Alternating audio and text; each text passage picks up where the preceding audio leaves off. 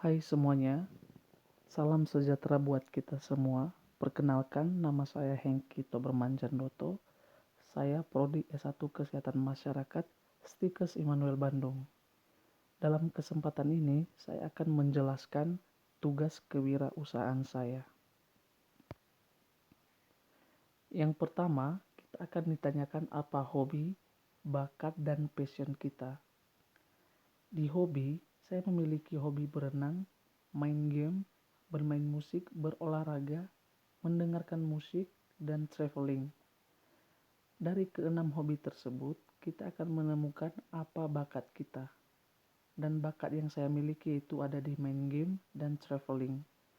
Tetapi dalam segi passion, saya hanya memiliki passion dalam traveling, yaitu menjadi pemandu wisata dan menjadi agent travel untuk liburan. Dari hobi yang kita miliki tadi, terus kita memiliki passion, kita akan menemukan ide bisnis kita, yaitu membuat agent travel, membuat komunitas pecinta traveling atau hobi yang sama. Dalam hal ini, konsumen saya yaitu semua masyarakat, terutama orang-orang yang mempunyai hobi yang sama dengan saya, keluarga, teman, atau saudara. Solusi yang saya tawarkan dalam ide bisnis saya ini yaitu dengan adanya agent travel, wisatawan akan lebih mudah mendapatkan akses destinasi wisata tujuan, mulai dari waktu, biaya, dan tempat akan diatur oleh agent travel. Kedua, dengan membuat komunitas pecinta traveling akan lebih memudahkan untuk menjangkau orang-orang yang mempunyai keinginan traveling ke suatu tempat. Sehingga orang yang sudah masuk komunitas akan membantu menyebarluaskan ke yang lain. Dan dengan memiliki media sosial akan mempercepat orang-orang mengetahui usaha kita. Mengingat zaman sekarang serba teknologi. Selanjutnya, kita akan mengidentifikasi red ocean. Di red ocean itu ada 3, yaitu batasan industri, definisi, dan tujuan.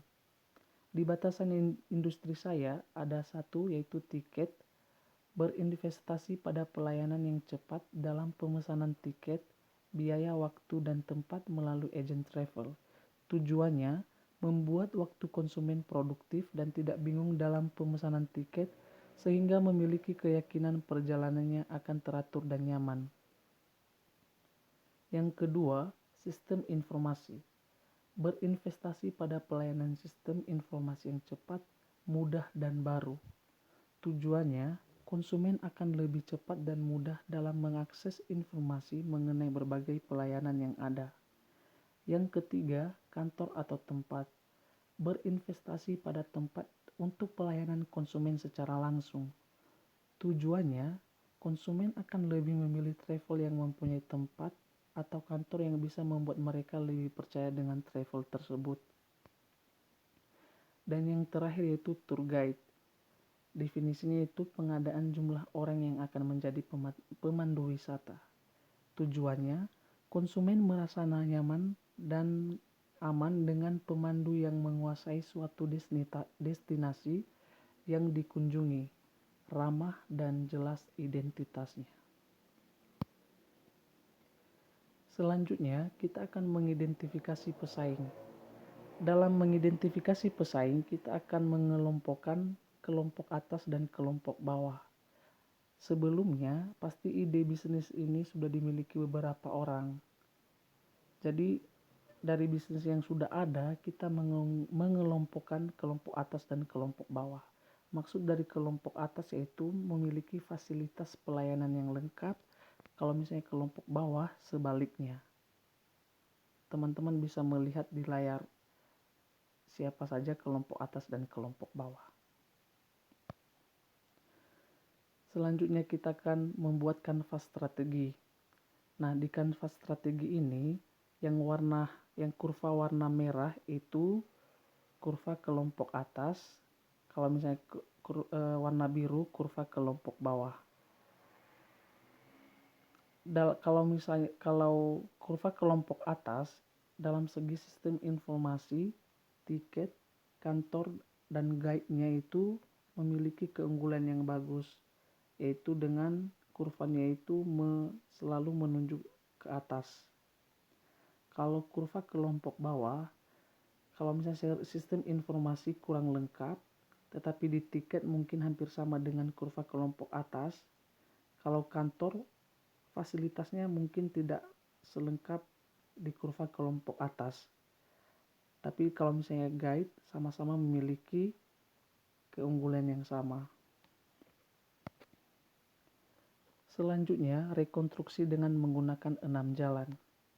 Di sini kita akan menentukan jalan, pemikiran, kurang, apa yang dikurangi, apa yang ditambah, apa yang dihilangkan, dan apa yang diciptakan. Yang pertama itu mencermati industri alternatif. Pemikiran saya itu, toko oleh-oleh memiliki bentuk dan kegunaan yang berbeda dengan ruang kantor, namun mempunyai kesamaan dalam pemikiran ketika konsumen sedang berada di dalam kantor travel. Toko oleh-oleh bisa menarik perhatian konsumen dengan berbagai barang atau makanan dari berbagai daerah sebagai daya tarik kepada konsumen untuk mengunjungi tempat tersebut. Nah, yang saya kurangi di batasan industrinya yaitu mengurangi jumlah tour guide. Terus kalau misalnya yang saya tambah yaitu menambah fasilitas yang lengkap dalam ruang kantor. Yang dihilangkan tidak ada. Jadi saya menemukan ide bisnis saya yang baru, yaitu menciptakan toko oleh-oleh dalam ruang kantor agent travel. Yang kedua, mencermati kelompok-kelompok strategis dalam industri, yaitu pemikiran saya menawarkan berbagai jenis paket perjalanan dan mengadakan event-event yang melibatkan orang-orang yang ingin traveling sehingga menjadi daya tarik dalam meningkatkan penjualan. Di sini tidak ada yang dikurangi, ditambah, dan diciptakan. Selanjutnya, mencermati rantai pembeli. Konsumen yang awalnya hanya orang yang hobinya traveling, teman, keluarga, dan saudara, dengan memperluas batasan konsumen, masyarakat yang tidak suka traveling, bahkan warga negara asing pun bisa menjadi konsumen kita. Nah, di sini yang saya tambah yaitu menambah dan memperluas informasi tentang agent travel dan tempat-tempat wisata yang dilayani perjalanannya. Selanjutnya, mencermati penawaran produk dan jasa pelengkap. Di sini pemikiran saya itu konsumen yang memesan lebih dari 10 orang akan mendapat pelayanan gratis sarapan pagi. Selanjutnya, mencermati daya tarik emosional dan fungsional. Pemikiran saya itu memilih agen travel dalam melakukan perjalanan wisata akan membuat konsumen lebih menikmati perjalanan wisatanya tanpa memikirkan jadwal dan rute kunjungan karena sudah diatur oleh agen travel. Di sini tidak ada yang ditambah, dikurangi maupun diciptakan. Selanjutnya, mencermati waktu. Agent travel akan selalu mengikuti keterbaruan baik dalam sistem dan keterbaruan tempat-tempat wisata yang baru buka, sehingga konsumen tidak ketinggalan dan bisa melakukan perjalanan wisata. Nah, yang saya tambah di sini yaitu update sistem informasi. Selanjutnya, ide bisnis saya yang baru ini yaitu menciptakan toko oleh-oleh di ruang kantor agent travel.